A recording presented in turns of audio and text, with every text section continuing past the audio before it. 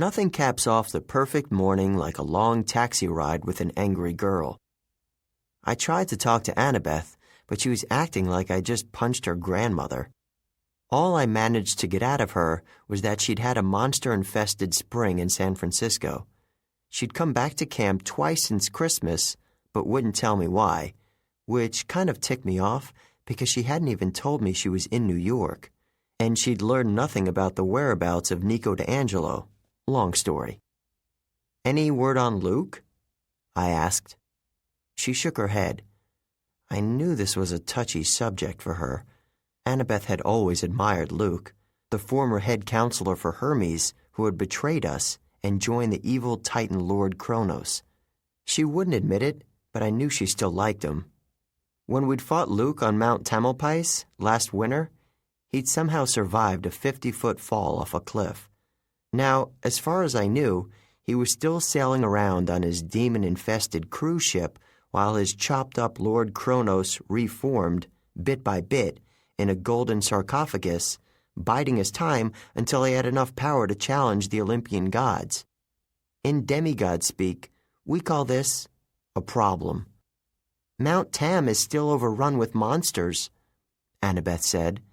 "I didn't dare go close, but I don't think Luke is up there.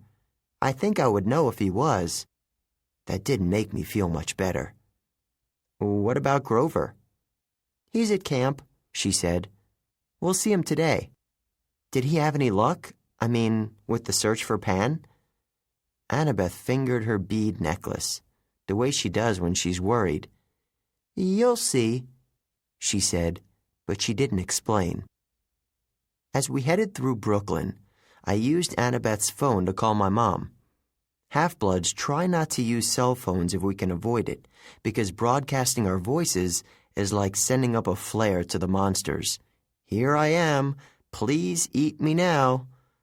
But I figured this call was important. I left a message on our home voicemail trying to explain what had happened at Good. I probably didn't do a very good job.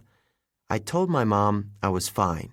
She shouldn't worry, but I was going to stay at camp until things cooled down. I asked her to tell Paul Blowfist I was sorry.